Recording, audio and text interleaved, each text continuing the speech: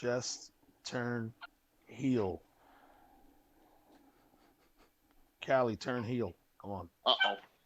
Well, as we are live now, welcome, ladies and gentlemen, to this very impromptu special edition of Spot Monkey Radio, Summerslam edition. I am Mike Greco. Alongside me, you can announce yourself. How do you do an intro and decide not to announce? Because I don't want to say your name. That's Like, terrible. That's terrible. You were quite possibly, for right now, the worst host that I've ever had to Fine. encounter because you Joining me start on to the introduce and not finish. Who does that? Joining me on the show is the magnificent, the wonderful, the incomprehensible, I don't even know if that's a word, Jamal Jackson. You want to go by Sorry, that? folks, for the titty being in the way. It's All there, right. I'm not wearing a shirt. It is what it is. My And titty, not and the producers of producers, the bones on the ones and the twos, Mr. Tony Colangelo. Hey, hi, how's it going, everyone? You say hi, Tony. Yeah, how's it He's going? like you pulled out his government. He's like, oh. Uh-huh. So here we are, several days away from SummerSlam, and the three of us were having a conversation, and the boss thought we should do a show talking about all the SummerSlams. So this won't be our typical episode where we break down what's coming up and what's been going on. We're just gonna talk a little about SummerSlams of the past and our favorite moments. Like, you're gonna listen to what we think, and that's pretty much it. So Malik, I'm gonna start with you. What's your favorite? All right, so Or I'm sorry, I don't want to know your favorite first. I want to know what is your earliest SummerSlam memory. earliest SummerSlam memory. So hold on one second. So while Malik takes care of other things, we're live here, pal. We can't go on hold. I was sick. Sorry about that. I had to settle a little situation. That on was one side. sick. It's like, oh. So earliest SummerSlam moment would have to be the Bulldog and Brett. Even though technically that shouldn't be, realistically speaking, my earliest moment would have to be Warrior and Rick Rude in the cage. Ooh. One of my favorite moments. Okay. Where it was a main event that was a SummerSlam show that Hogan was not the main event. Hogan did not pose. Well, Hogan did pose, but he did pose at the end. He posed for like at least a good 30 minutes, beforehand. Very good, very good. Tony, what about you? What's your earliest SummerSlam moments? I'll just date myself right now. I remember the first one, where Warrior beat Honky Tonk Man in like 5 seconds for the Intercontinental belt. And I'm not mistaken, that's not the Mega Powers versus the Mega Bucks. Was that? Yes, it is. That was, That's the yeah. first SummerSlam. I remember that very, very fondly because I remember Savage winning the belt that year at WrestleMania 4. That's pretty much what made me fall in love with wrestling was Randy Savage anyway. So that was pretty much my earliest memory. I remember the first SummerSlam. God damn, I'm old. Wait a minute now. You're in your 30s. You're not old. Wow. I'm in my 30s too, and I'm not old. I'm so. tipping the Exactly, scales, as well. pal. Tipping the scales. The scale is on this side now. At 30. I wish it was on this side. I said in not. your 30s. I never said what the number was. Well, I would like to say my earliest memory is also the Rude Warrior cage. It's very fuzzy. I had to go back and watch it, but I will definitely say SummerSlam '91, the Mountie and Big Boss Man, and the Mountie getting arrested, which to me to this day is still one of the funniest segments done by WWE. SummerSlam '90, was that also in the Hart Foundation beat Demolition for the tag titles? Yes, it is. Yep. Yes, it is. Yeah, it was a very good I think match. that was actually when they debuted Crush, if I'm not mistaken. Yeah, and that was like the honest. whole thing. Can the Hart Foundation beat 3 members of Demolition, not 2? Three And they members. did. And they Between celebrated. that and did the Road Warriors, did the LOD Yeah. debut that show as Yeah, well? I think they helped them win. It was a lot. They pulled. Yeah, don't they? Yeah, they come out. They Yeah. pulled old ass axe out from under the ring. I think. Like, Rude and Warrior, to my Man. knowledge, were the only ones that I know that actually fought back to back at SummerSlam. Yeah. '89 when Piper came down and mooned him, and then obviously the cage match in the main event.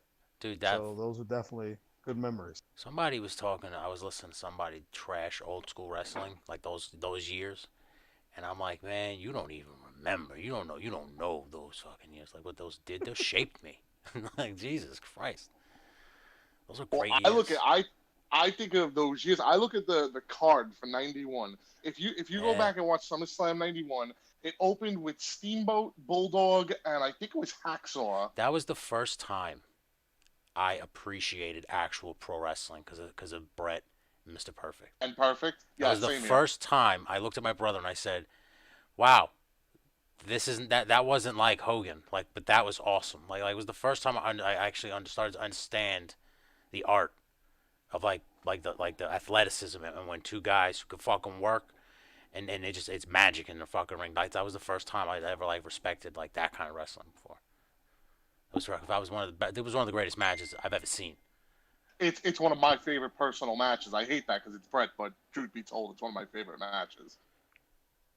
Yeah, no, it should be. It's on top. It's on people's a lot of top fives. I mean, I think.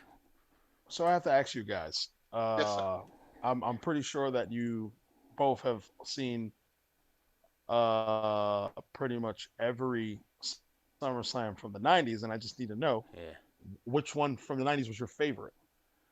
Which one from the Because there are a 90s? few that are underrated to me. Yeah. I feel that the '93 SummerSlam is very Oh, underrated now, despite the oh. main event being Yoko and Lex. Lex That's a Express. reason. Watch your mouth. He slammed just him on saying, the Intrepid. I'm just saying. Uh, Lawler, let's see, Brett and Doink, Lawler and Brett, Yeah. Oh, Shawn my. Michaels and Mr. Perfect, Yeah. the Steiner Which brothers had a against screwy ending the, too. the Steiner brothers up against the Heavenly Bodies. That was a very good card.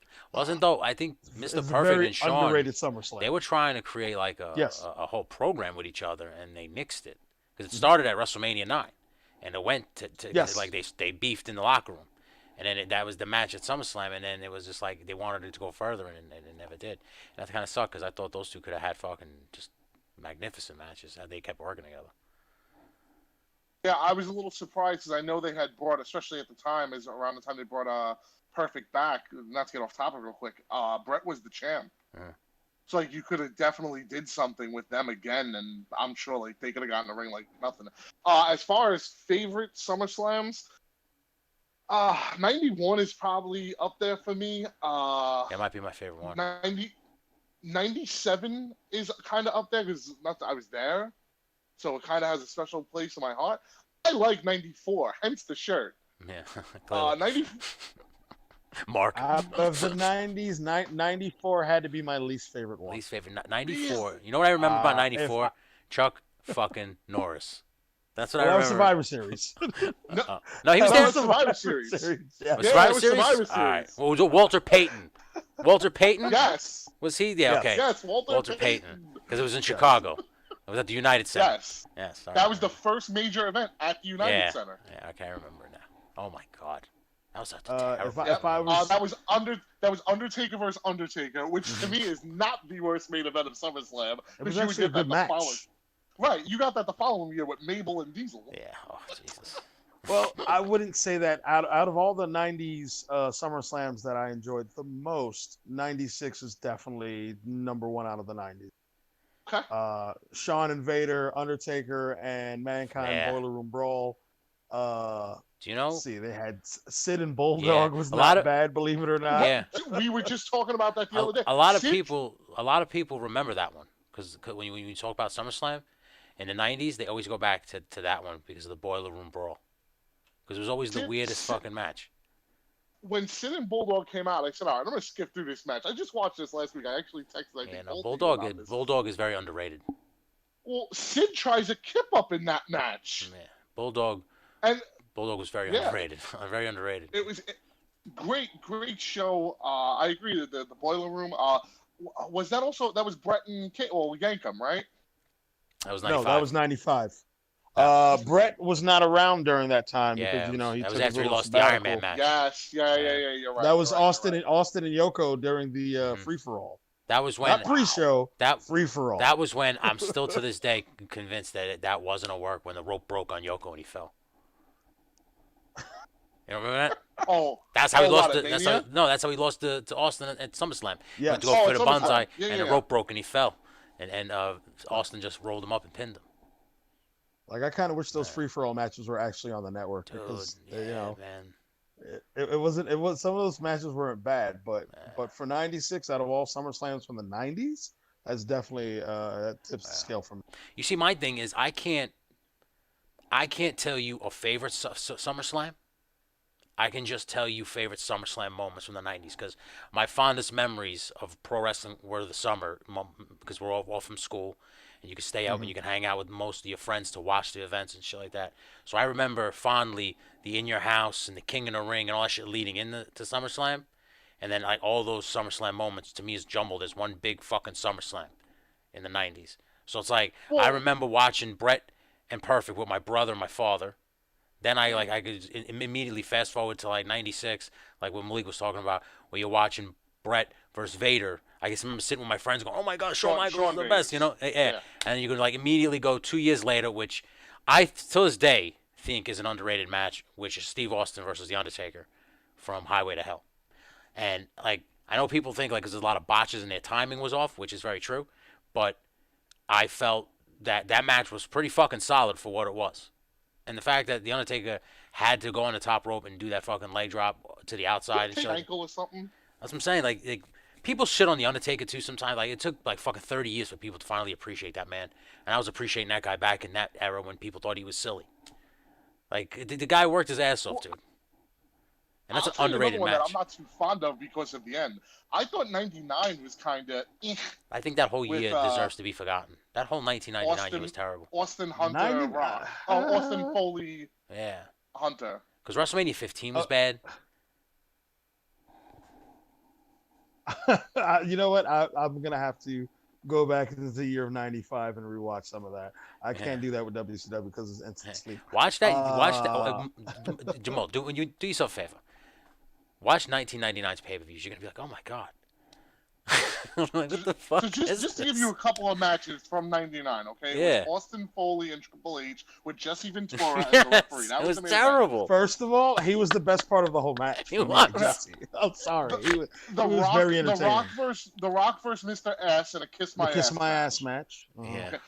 Maybe one of the better things on the show. Love her, Kane leave and her. Kane and Oh. X-Pac versus Big Show and Undertaker. Oh yes, I loved that unholy alliance. Love Her or Leave Her was also Shane McMahon versus Test. That's actually, you know what? That might be the highlight of the show. That was that definitely street good. fight, right? That sixth street fight that they had. Yeah. Believe it or not, Mhm. Tag Team Turmoil was actually a good match. Or it was Tag Team Turmoil. Who was in that? I don't remember.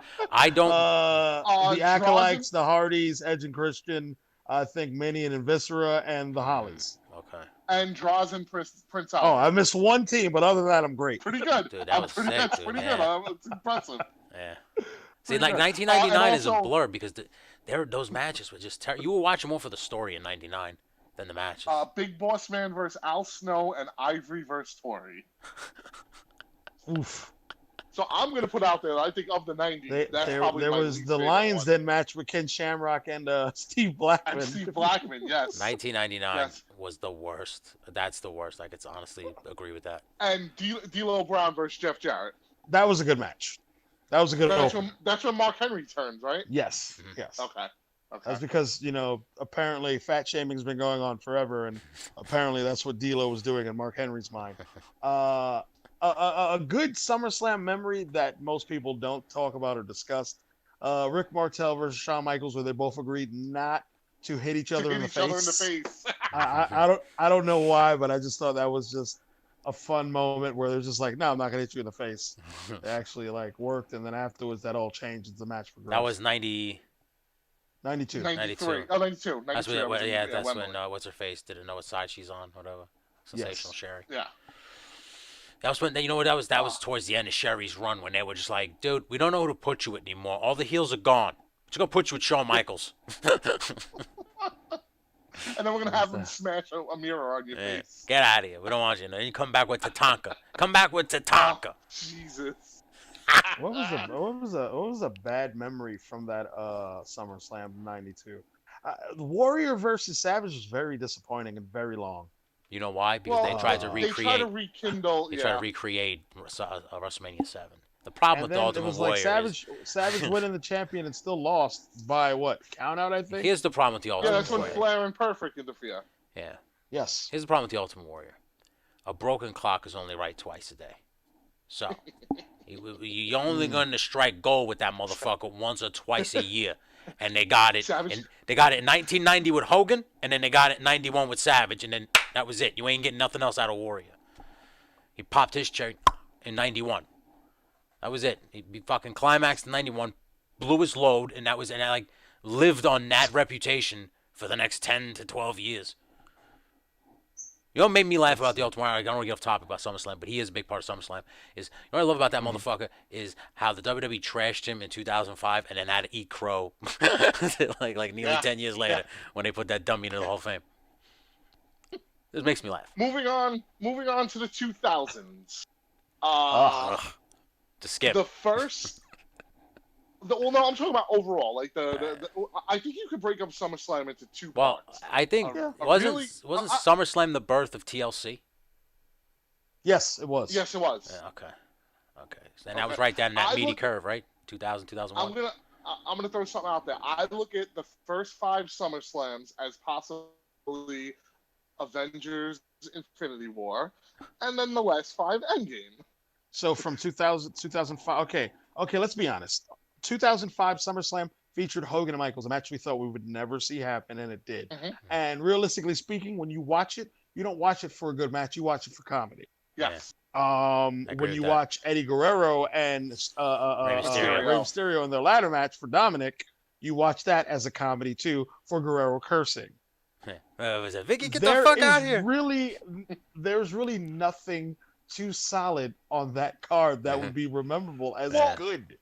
I also like when Eddie's yelling at Dominic that I'm your puppy now. You're coming home with me. Like, give me a kiss. He's just yelling at him like that. Like Edge and Matt Hardy looked like it was promising, but it was what it needed to be looking back at it. Mm-hmm.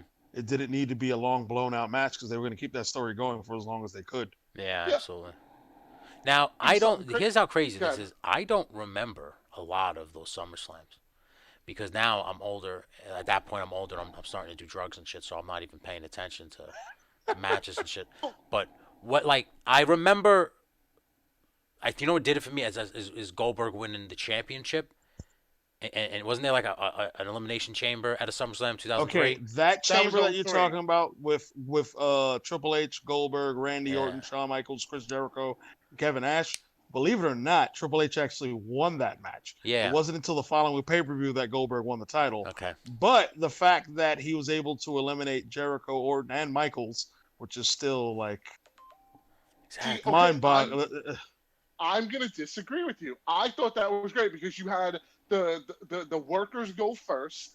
Then Nash comes in. Nash does all this powerhouse stuff. Nash gets eliminated. Power bombs everybody, including Shawn. Yeah.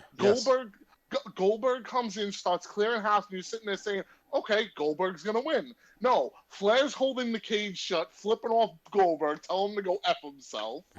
Goldberg breaks the glass, and then when you think he's going to spear and win, he gets hit with a sledgehammer. Yes. I always said one thing about those years with Triple H is whenever Triple H had the compression shorts on, that guy never lost. So whenever he had them fucking things on, it was a lock that motherfucker was winning. And not for nothing, that SummerSlam was actually a good one for me to watch. I remember being on vacation in Virginia, and then watching it the next day. It featured what did it have on that show again? Brock Lesnar and Kurt Angle. Kurt Angle, yes. Which was pretty good from that card. Kane and Van Dam I thought would have been better. It was okay. Yeah. Shane McMahon and Bischoff was actually entertaining for me. Well, Austin had a big part to do with that. Well, yeah, of course. Like, how could he not? Also, the shocker from that show was Jonathan Coachman turning heel. Because the way it was played up and how well it was done with the camera angle, you had no idea who hit Shane in the back of the chair. And when you saw it was Coach, you're just like, what the fuck? I'm of the all coach. people? The coach. Yeah. And contrary to what people say, like right now today in the current events, people don't like Pat McAfee. So I know I'm getting off topic, but Coach was actually a good villain. Yeah, I already said it. Dude, I knew that Pat McAfee thing was a fucking work the second they did it. I love how dumb people are on the internet. They're like, man, Pat McAfee, he's a silly guy. He should not be, talking like that to Anthony, to whatever the fuck the guy's name He was, is. I know, he was training at NXT at one point, That's what I'm wasn't he? saying, dude. And then he was just like, dude, like they worked it perfectly. It was a great angle. And I got, are they fighting each other this weekend? I guess is that what's happening? Yeah, that's happening. Yeah. Saturday. Also on that card was Undertaker and A-Train, which I remember it being an okay match. That was actually a good match. Yeah. In the 2000s, as time went on, Undertaker's matches, one-on-one matches, got better. Because the year before that, he took on Test, and that was pretty good. That's when Undertaker was like, he was just, his work rate was like, because that's when he was doing the American Badass gimmick, and he was just fucking working anybody. Mm-hmm. He didn't give a fuck. Just put me against somebody, I'll make him. I'll try and make him. That's why I was doing that whole make you famous gimmick. That's because he was actually working, because he was putting against guys like, he tried to make fucking that idiot Nathan Jones famous, and Nathan Jones was just a moron. Because like they handed him the keys to the city when he was with the Undertaker. So I'm gonna go starting with favorites of the 2000s. Overall, there's no change in my mind. 2002 for me is just because that's the return of Shawn Michaels. You put that SummerSlam up against any fucking SummerSlam, and that's when Brock Lesnar wipes the floor with that idiot Dwayne. Great, that was the best SummerSlam of the 2000s. I mean, put up a better match with the 2000s of SummerSlam against Shawn versus Triple H. Put him up, guy, try it. Shawn, Triple H, Brock Rock, Angle, and Rey Mysterio, which opened the show. Yeah. Jericho and Flair. Dude. Guerrero and Edge. Van Dam and Benoit. People forget how stacked WWE was in that period, right when everything closed. The Un-Americans against Booker and Goldust. That show was literally. You know what's cool about this one particular SummerSlam is that all the build-up and shows leading towards it were really good and actually had you hyped up to see SummerSlam as it was coming up for that particular weekend. Like, you got to see an interesting crossover of like Shawn Michaels super kicking Brock Lesnar over the top rope leading up to it. So like these are just things that you would not expect seeing at that time. It was I think recently it was like 18 years ago. They said it was Triple H and The Rock's like final match one-on-one on an episode of Raw. Like, these were all cool things leading to that SummerSlam, and that actual show itself was great. So I'll give you guys a quick little personal favorite story. Like 3 months before, when the tickets went on sale, I was at a concert for it was Papa Roach and Eminem. I forget whichever the thing was. We left. I was my friend Angelo and I. We left the concert and went to the Nassau Coliseum and said, "Fuck it, we're gonna sleep there." So when we slept there, we spent the whole night, got our tickets in the morning. When we got to SummerSlam, our section was destroyed. There was cameras and broken wood, and I'm like, all right, where the hell do we sit? So this old, like, weird guy is like, oh, we got a great seat for you, boys. And I'm just like, oh, my God, they're going to put us up we're not going to see nothing. It's going to be terrible. They wound up putting us fifth row ringside. The Rock's elbow pad landed on my friend's chair. Oh, wow. Okay.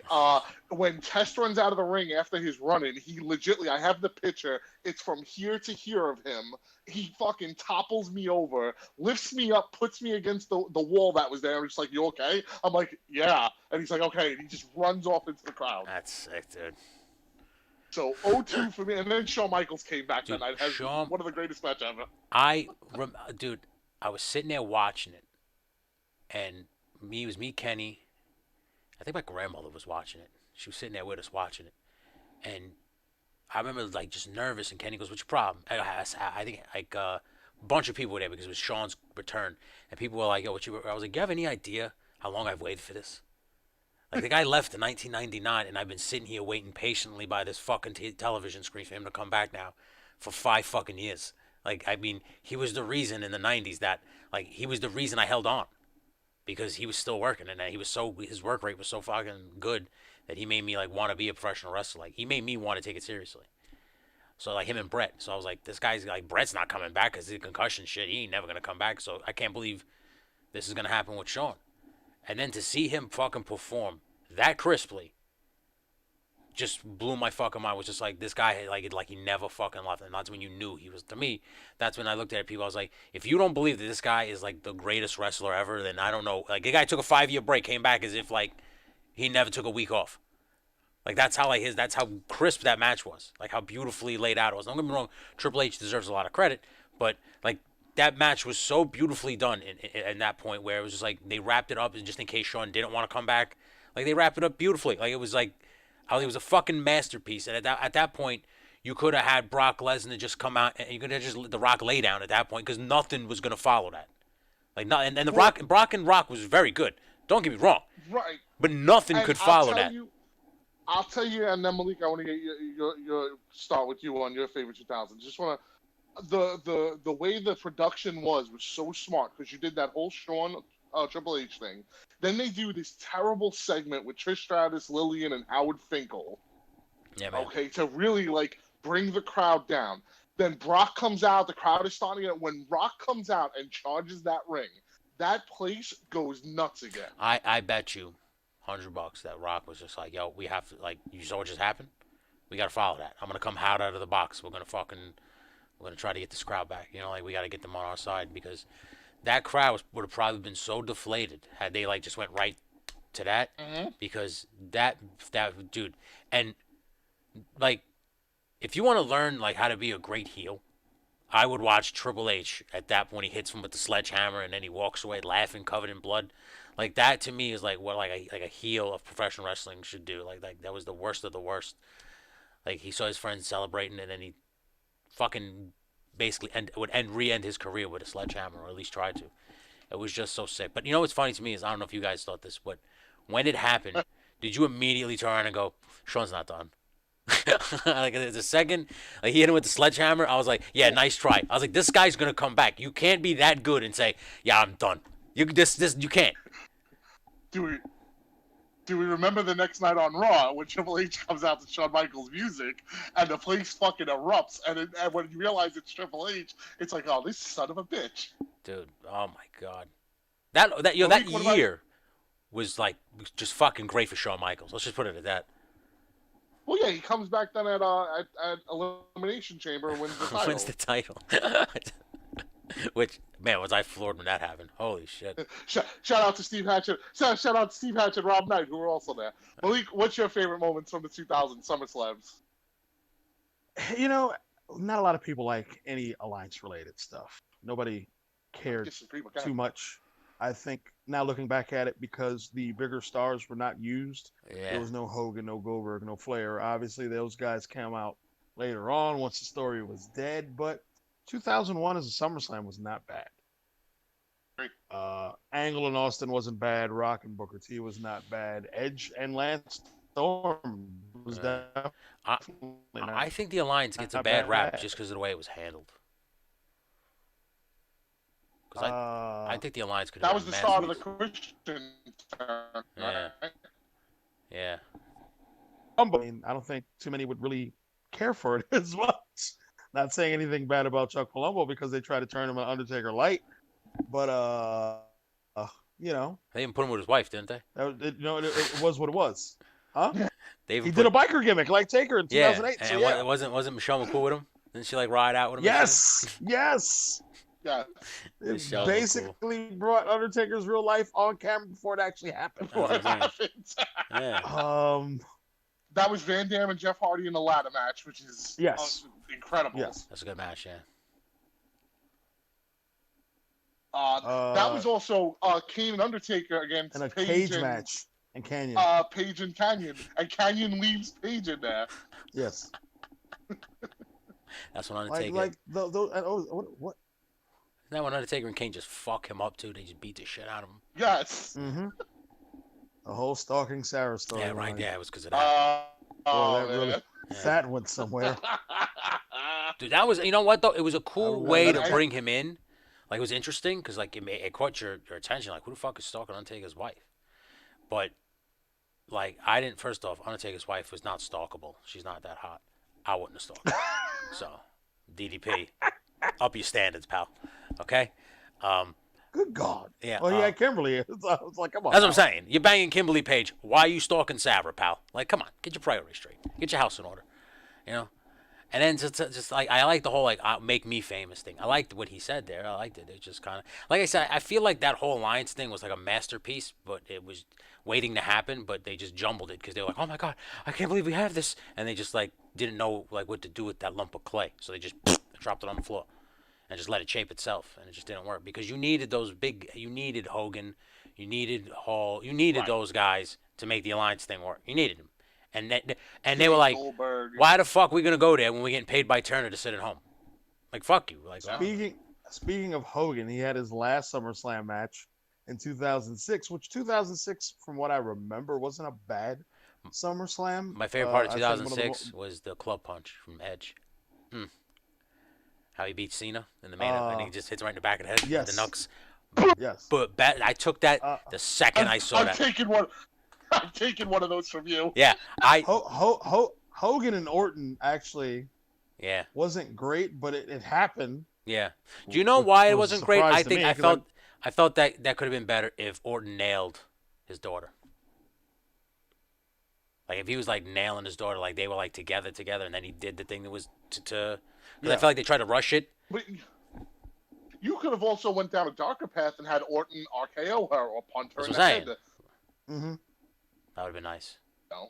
I think DX versus the McMahons was actually entertaining. I mean, you weren't going to get a great match, but to see them hitting all the old school tag team moves, of tag teams that were like a Heart Foundation and Demolition, even LOD at that SummerSlam was actually just fun to see. Mm-hmm.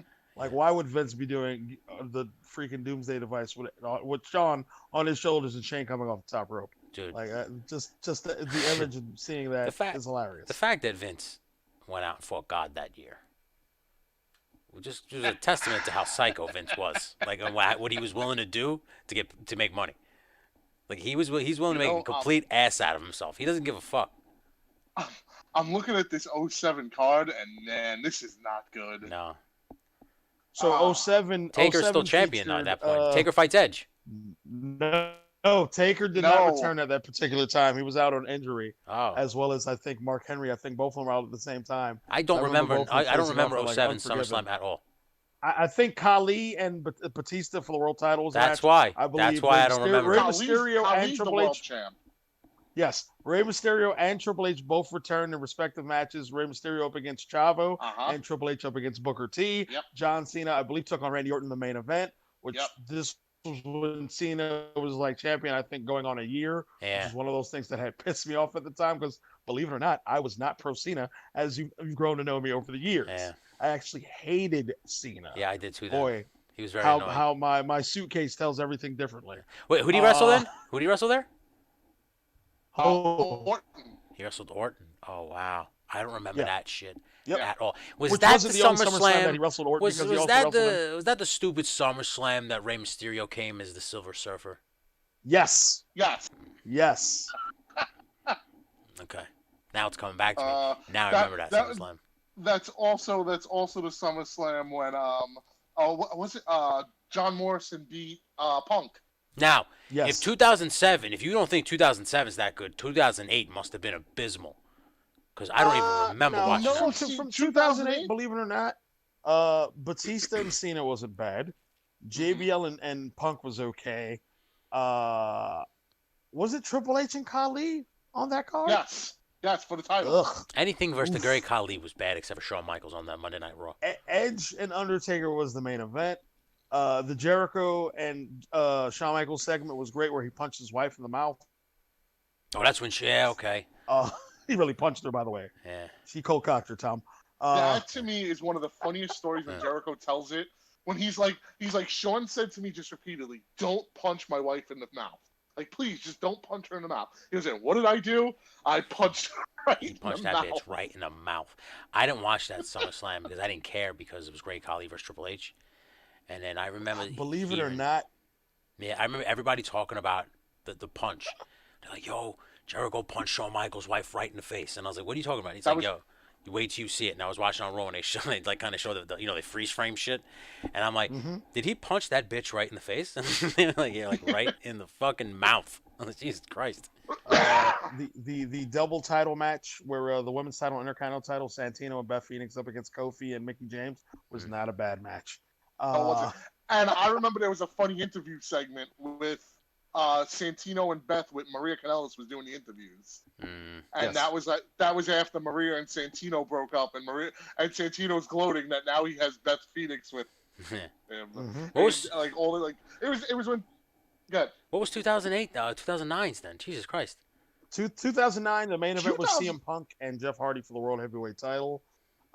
Cena and Yes. Orton once again went at it for the WWE title. This is where Orton was trying to find different ways to get himself disqualified and stuff, and then he winds up stealing the win with like his feet on the ropes over Cena Oh. because they had a long ass feud going into multiple pay-per-views that year. Was that the Damn, year what else where happened on that card? was that the year Did where DX Orton come back and fight Legacy? Yeah, I was just gonna say that on the tank? because that's Sean's first match back after WrestleMania when he lost to yes. Taker. He was on the Yes. tank. Oh, whatever, right? That was also Jericho. I'm reading it now. Was that Jericho, was that Big hold on. Was that great promo where he super kicks the little girl where he's a chef? Yeah, okay. Yes. Okay. When when Triple H is like, I need you for SummerSlam, he goes, I thought it was Summerfest. See, I look at this card and I sit here and say, all right, there were some good matches. Ray and Dolph, Jericho versus Crime Time, which I'm pretty sure it was pretty good. It was good. DX against Legacy. I don't remember Orton any and of these. Cena and Punk and Hardy. I remember being a great. You know what it match, is? especially then. At this point, I'm just taking hit after hit after hit to the head. I don't remember any of these fucking SummerSlams. I don't remember any of 08, 09, and 2010. I don't remember any of them. Tony, you know what's really sad? We watched this together. That's what I'm saying. I don't even remember watching them with you. I don't holy He shit. no longer cared to fill up his memory bank with his last. He had somebody knock the shit out of me, and he knocked it out. And then you move on to where we are now today from where we're about to be. The following year, the main event was what was it? That was Punk versus John Cena for the title. It was title for title. 2010? Yeah. No, Exactly. 2011 now. No. What was 2010? Oh, 2010? Shit. Yeah, I'm looking it up right now. Oh, see, so I don't feel so bad because you guys don't remember. Oh, team. It was Orton. Oh, Sheamus. Nexus versus. Yeah, WWE. Bret Team Hart was. WWE. They had so many Canadians on Team WWE. It was ridiculous. Okay, I remember that now. It was what a team. I think Khali got moved out of the team. Yeah, it was Khali, R-Truth, and Morrison all got removed. And it was Bret, Daniel Bryan, Jericho, Edge, Cena, and Daniel Bryan. Oh, there was one more. You said Daniel Bryan twice. Oh, okay. No, Morrison. R-Truth had to be R-Truth. Yeah, Morrison and R-Truth were there. So they took Khali off. Yeah, because Khali sucks. And they did a Survivor Series style match. I think was it 7-on-7? I remember Yeah, that 7-on-7. I remember that because that was when Daniel Bryan worked for Ace. Yes. That one lonely summer day in the summer, yeah. Mm-hmm. Yes. That was crazy And, when they came. That was when you could have made the Nexus, and what happened? Super Cena. And dude, Cena. Yeah, DDT'd on concrete, and Cena must didn't pose. do anything. Legit. Cena must pose. It was the same thing. It was the same principles. Hogan must pose. It was just towards Cena at that point. What else happened in that 2010? Because now I'm drawing. It's a blur. Ziggler defeated Kofi, and actually, I'm sorry, it ended in no contest. Melina defeated Alicia Fox. Big Show defeated the Straight Edge Society in a handicap match. Yeah, that was a bad SummerSlam. Okay, I can see why I don't remember it. Yeah, that was a terrible. Orton defeated Sheamus by disqualification. Mm-hmm. Kane defeated Rey Mysterio. That's when Undertaker comes back and he's all fucked up because it was Kane that beat him up originally. And then Team WWE versus Team Nexus. Jesus. Yep. Bret got disqualified. 2010 was when Kane was coming out on SmackDown and he was cutting those long ass promos about how his 10-year plan to beat the Undertaker finally came to fruition, and I would laugh so fucking hard. That was where Kane could not beat the Undertaker at any pay-per-view. And he's like, so I waited for years to let you beat me. I was just like, these promos are the worst shit I've ever seen in my life. What the fuck are you talking about, Kane? Like, goddamn. However, Kane was probably in the best shape of his life. He was. He looked great back then. Yeah. Tony, that's when you hatched up your 5-year plan. I know. Thank God that 5-year plan crapped out.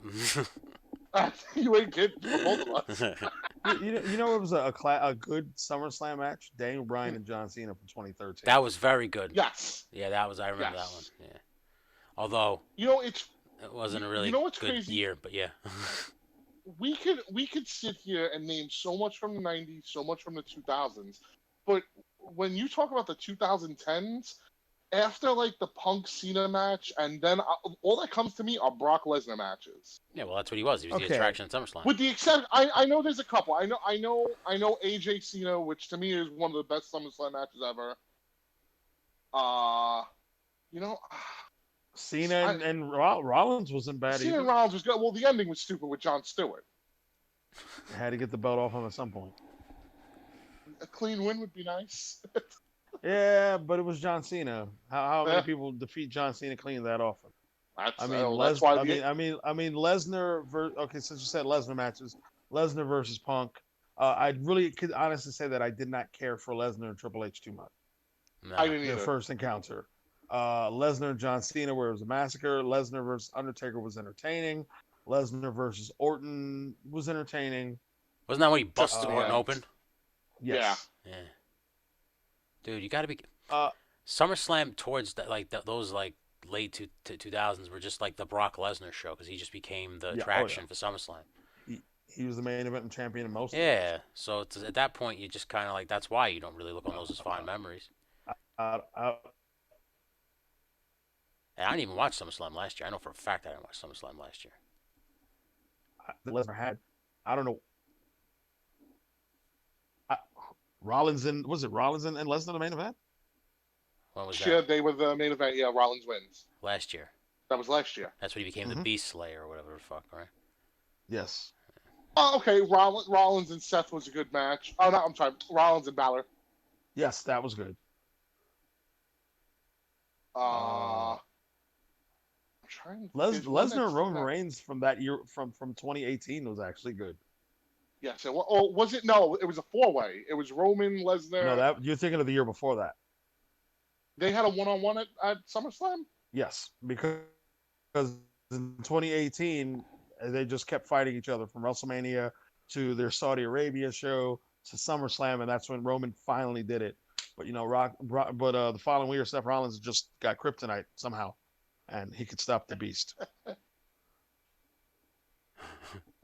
I actually like one that just popped in my head was from the year that Punk fights Cena, Orton and Christian. Yes, that was a really good match.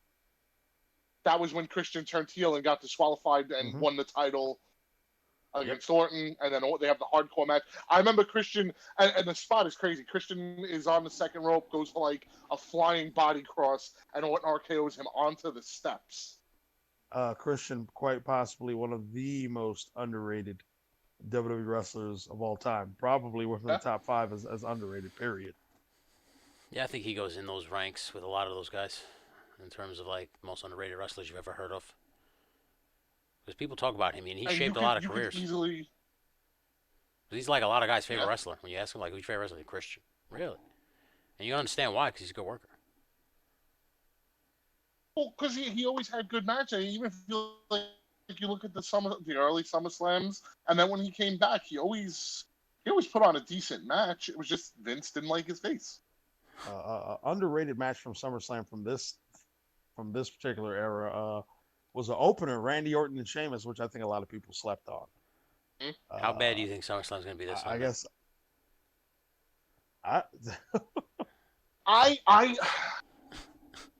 All right. So I got to say one thing. When Braun Strowman press slammed Alexa Bliss and just tossed her in the air, I laughed so hard. I think I almost peed myself.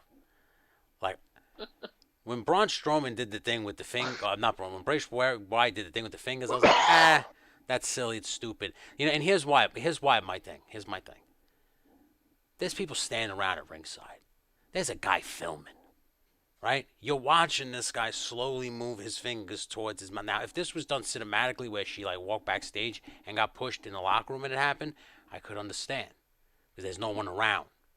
But everybody's watching this go down. Like, it's a public thing. Like, so that's one thing I didn't like. But when Braun Strowman did it, it was funny because it just meant, like, he was like, fuck this bitch. What do you think? This bitch is like a weakness to me? And he's just like, fuck her. Get the fuck out of my face with this cunt. Like, I just thought it was the So funniest thing I'd ever seen in my life. I like the idea of the new Thunderdome. We saw it today for the first time, what it's going to look like. Yeah. I don't hate it. I want to see how it goes, come tomorrow on SmackDown. We'll get our first real look at it. I think Orton and Drew is going to be really good because you have just two really good workers. And I think the aspect of actually hearing people there, like not just the 20 NXT wrestlers, but hearing like actual fan noise from the fans on the boards, I think it's going to make it a better show and give them a little more life. Malik, don't you have a spot there? Surprisingly, I do not. Wow. I tried to sign up too. I didn't make it. I should because of all the merchandise that Yeah. I own, but Because they should have put a screen in the ring for all the fucking t-shirts you bought. Otherwise than that, I mean, I think it's stupid Asuka's wrestling twice for the title. Yeah. I saw that. We can talk quickly about it, the whole Mandy Rose, Sonya Deville let me thing. just tell you something.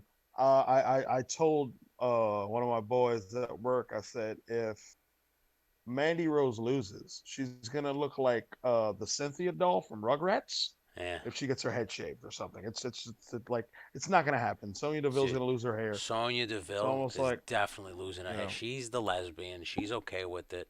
She's gonna look like G.I. Jane. She's gonna be mad proud, solidarity, whatever, LGBT, and that's gonna be the end of it. And then she's gonna come out with a fucking kick pads and a fucking gloves, like shh, look at me, I'm a bald lesbian. I can kick your ass. It's gonna be all good. Let me tell you someone who I like, and I don't care what their sexual orientation is. Shayna Baszler. They need to do more with her. I think the problem with Shayna Baszler is once you put the belt on Shayna, who the fuck's going to take it off her? Well, the same thing with Asuka. I don't know. Because Shayna, like, that girl's a bad girl. Boy, she can fuck people up. And I'm like one of those guys well, who, I mean, what are we arguing about? We're talking SummerSlam, but at the end of the day, come Survivor Series, it's going to be Orton and Charlotte Flair. So it doesn't matter, really. Okay, so can I leave now because this was not a part of the agreement? Get the fuck out of we're not All right, just SummerSlam. We're not gonna go there. We're not gonna say ridiculous things. We're gonna go on the path of Edge is gonna make a comeback and challenge for that title once. I'm gonna say something unpopular, and I don't give a fuck what people think, but I think Ruby Riott is beautiful. I don't care what anybody says. Yeah, that's right. Unpopular opinion time. That's right. Secret time. I said she's better looking than Shayna Baszler. I disagree. A dish rag is better looking than Shayna Baszler. I bet you do. Who? I said a dish rag is better looking than fucking the Shayna Baszler. Put on your fucking hand. I look at Ruby Riott as Ruby Riott to me is either a really pretty monster or just a gross woman. I just haven't figured out. First off, wow, that's not it. That's not. You don't see. I see the beauty there. I see it. It's there. She's a beautiful girl. Cause she can doll up. I seen pictures of her when she dolls up and goes to like weddings and shit. She's a very pretty girl. She's just doing this whole like, oh, I'm anti-establishment, punk rock, fucking puke green hair shit. But she's beautiful. You know who else is really tickling my bells? I'll tell you this right now. Is Shotzi Blackheart. Maybe I got to think with green hair. I don't know. Maybe that's what it is. But I love Shotzi Blackheart. There's a few of them that tickle my feather. One of them who doesn't anymore. Thanks a lot, Tony.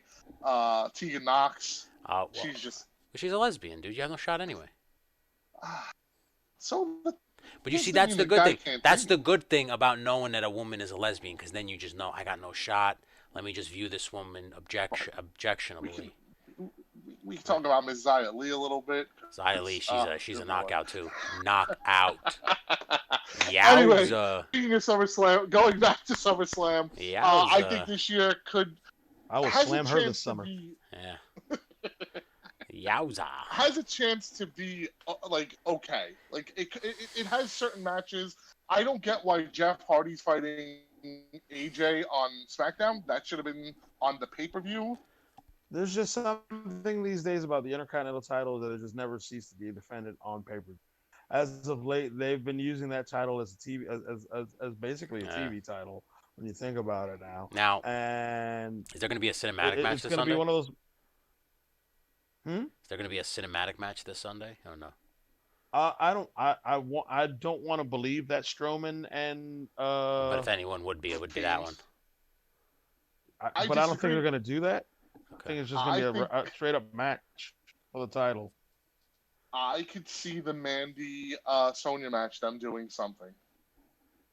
for hair versus hair. I'm telling you, I have a feeling that they're going to do Maybe something. they do something like the Mountie where like she gets pinned and she tries to run away and they do like a cinematic thing backstage where she loses her hair. Could be. I, Well, now see, is the whole show going to be live now that they have like fans interaction? I want to believe it. I believe that this. I want to believe that this show, pay-per-view wise, will be live. Because from what How expensive is this Thunderdome? so here's what I read. I read that they have the lease until November 1st as of right now, pending on what happens with the NBA.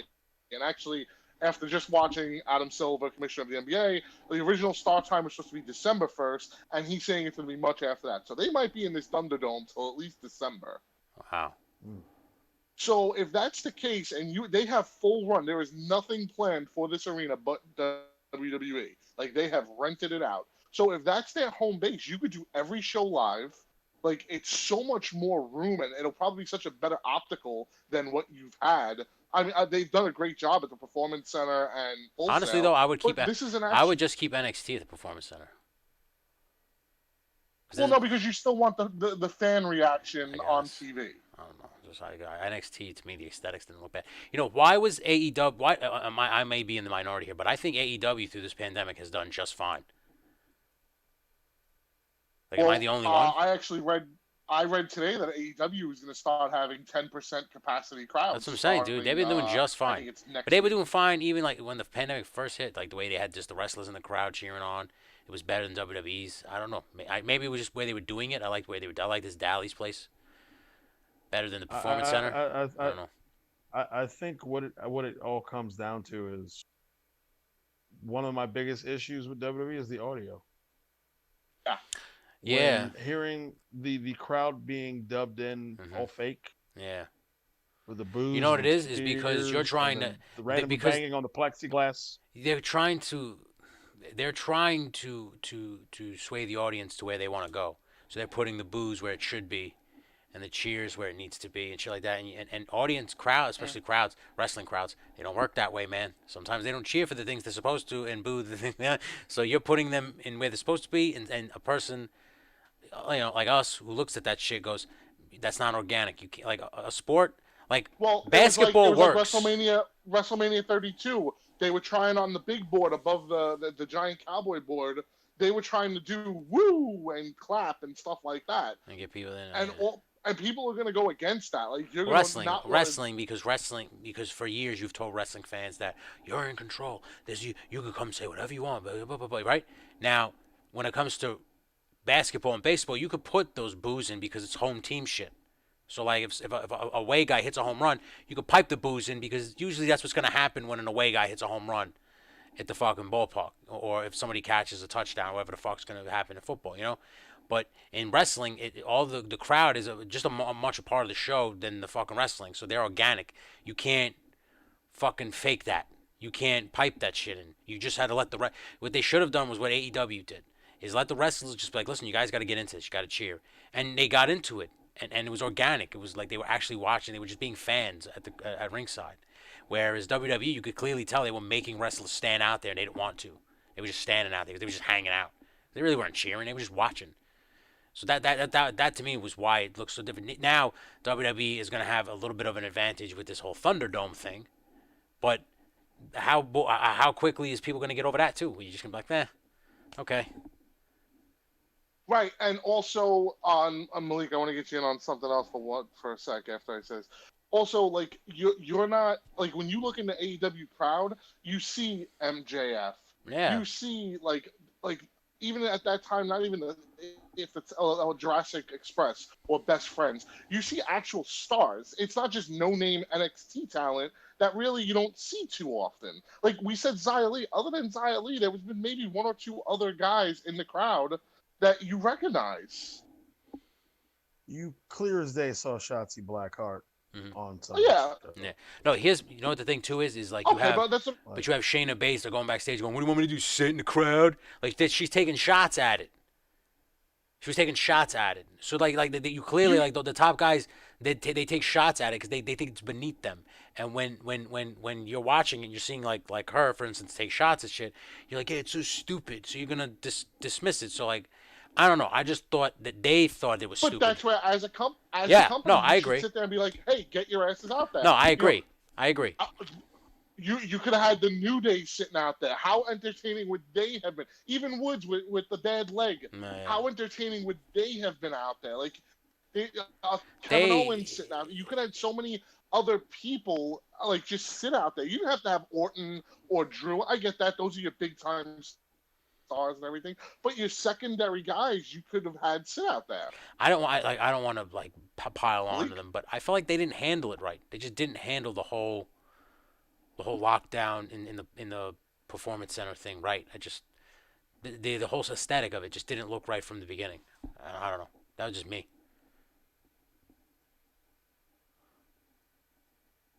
Malik, final thoughts for Sunday. What are we thinking? Randy Orton takes the title, and I'm happier. Why you don't like this Drew Uh, McIntyre run? I don't know. I have nothing against Drew McIntyre, but I preach it every day that Randy Orton is the greatest in-ring competitor in WWE. It's been that way for the last shit decade I at agree. least. Yeah, Yeah, I agree. yeah. So there's no way we could really argue that. I Yeah. felt like the promo he did with Flair from last week was really good. It was one of his better promos that he's done in forever. Knowing that him and Drew McIntyre, this is like I think their first actual one-on-one is interesting to me because I don't recall them ever. If they did face off, I don't remember. Didn't they wrestle on Raw earlier this year? Like before the pandemic?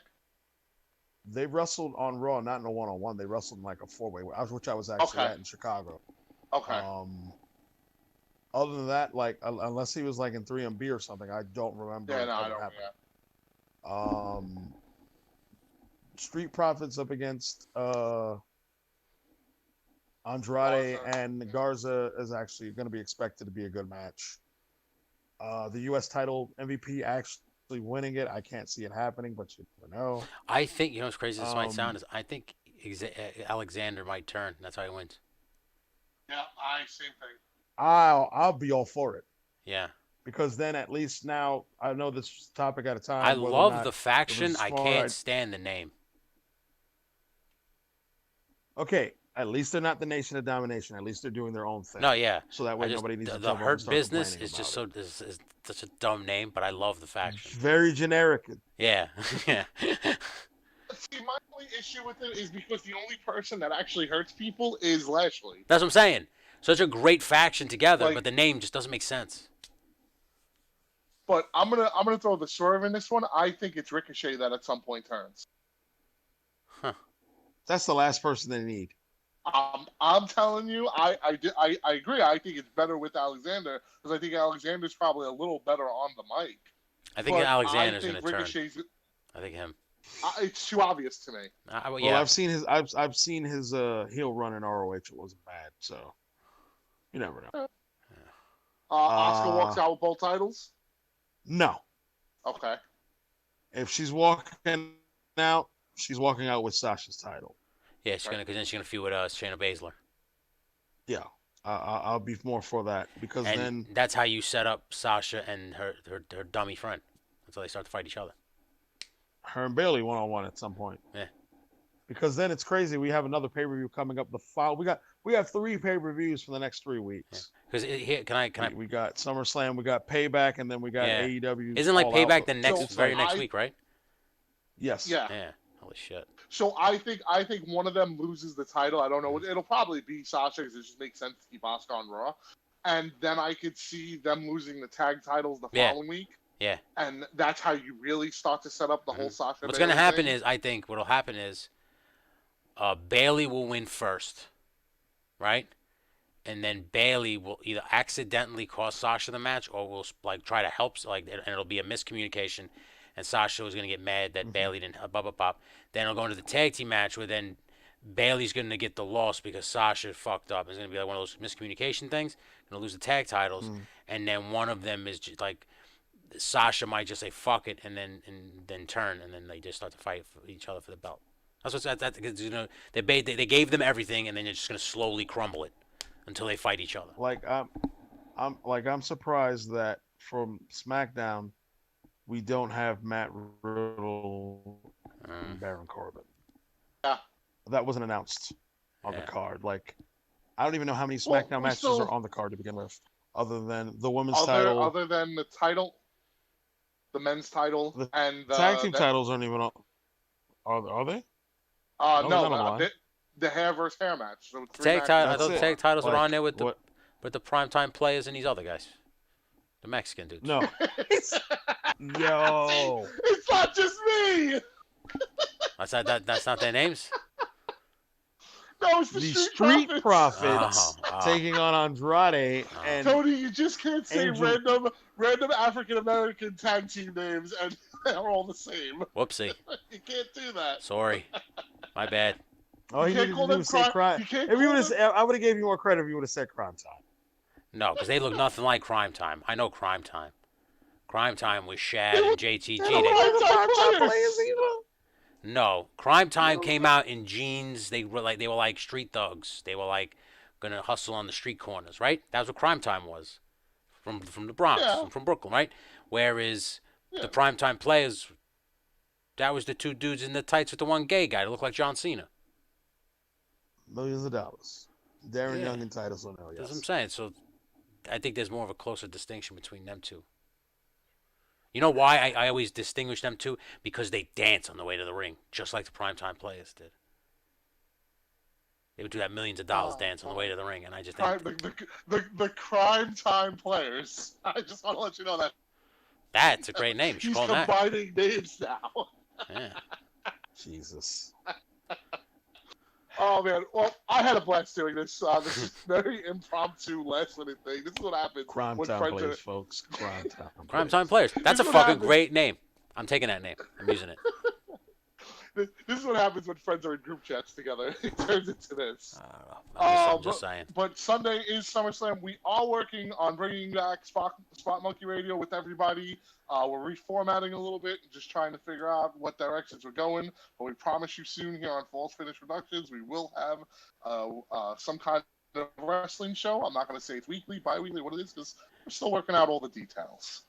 But as far as the SummerSlam episode goes, I had an absolute blast. I guess Malik Jamal just left us, so I wigged out on my oh, side. here.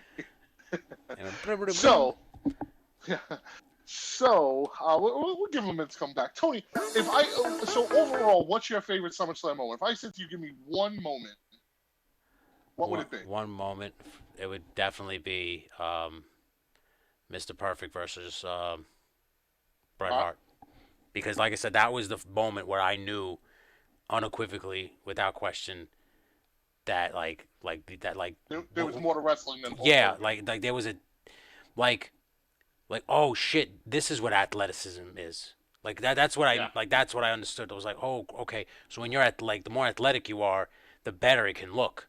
Like when that's what it started to kind of click with me, was that match, and that's why it'll always stand when anybody asks what's your favorite part of SummerSlam? What was your favorite SummerSlam match? Or even like I said, if I had to have a top 5 match, that's second up there with my top 5 matches of all time. Yeah, so it's for me as well. Yeah, and it was just that whole SummerSlam might be my favorite SummerSlam of all time, because of I look back on fond memories of watching with my brother and my father in Queens, and like you said, the fucking the Mountie getting arrested. The Mountie yeah, thing. And yeah. a lot of people don't fucking remember how great the opening match was, which was a 6-man tag with Ricky Drag Steamboat, British Bulldog versus the Powers of Pain, Power and Glory, and somebody else. But it was a fucking great match. Warlord. Yeah, it was a fucking great Warlord. matches, man. And that whole card to me was fucking great. And even a lot of people don't like if you gotta obviously know behind the curtain shit, but that was when the Warrior held Vince up for money. And he paid him, but he fucking fired him as soon as he came back. That was the SummerSlam. As soon as he came back behind the curtain, he fired him. That was the SummerSlam. That's why a Warrior didn't really fight. He just chased him off with the fucking chair. They reworked it to get him out of there because they didn't that was the rumored night also that Vince told Sid, "Did you hear that response? I can make you bigger than Hulk Hogan." And Sid said, "No, I'd rather be a heel." Yeah. Yeah. So Yeah. to imagine how that would have went. Because if you remember at '92 Royal Rumble when when Hogan eliminates Sid, they boo him. Dude, I just some people Okay. sometimes just don't Um, know any better. Malik, what would you say overall is your number one SummerSlam moment? Number one overall SummerSlam.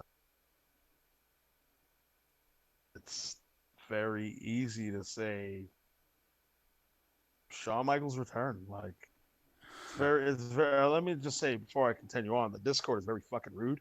Dude, Booted me for no reason. I didn't leave on my own. So because Greco said something, I and was I was just gonna about put to start signing us off, and I was like, Greco "All right, was about let to me say keep going." something, and I was about to spill out the truth, where I don't promise you guys nothing. That's all on him, as far as how this show goes. Um, but I can't think of any bigger moment than that because there were tons of great moments. But Michael's return is one that you hear of often, and you probably won't stop hearing it. We're like at least 2 years away from being 20-year anniversary of the greatest in-ring competitor coming back. So Isn't that crazy? 20 that's years. definitely a major moment up there. Yep. I'm gonna agree with you on that 100%. Not like it's not because I was there, not because it's my favorite wrestler of all time coming back. Not those reasons, folks. Not at all. I'm gonna microscope it to one particular moment when he hits the elbow off the top of the second to top of the ladder, and he pops up and he starts loading up Sweet Chin Music in the corner. The moment, like, I still have that moment like in me watching that, like, holy shit. Now he misses the super kick. He actually wins by roll up. He doesn't even he only hits the super kick at one point in a chair into Triple H, and Triple H is bleeding like a stuffed pig. But like just that moment of him in the corner there, like pumping up for it, euphoria. Like I said, to this day, it's like inside of me what that was like. And that was before cell phones. That was before everyone sat there like this holding it up. Like, they don't watch the match, they're watching the screen on their phone. Hey, man, trying to capture a moment. But like, to me, the moment is what you remember, what you feel. Dude, you guys so went what back, I feel right now is you guys went back 18 years. I went back 29. Think about that. You went back 18 years ago. That was your favorite moment. I agree with you, though, because SummerSlam is one of my favorite, because I said... 30 years, well, dude. You're old, Tony. Oh, my God. You went with that again. We're almost all the same age. We're not going to display. We're not going to state what the all numbers right, are. so that's how you come. That's how you come full circle. That's how you come full circle. I'm gonna properly send us off this time, okay?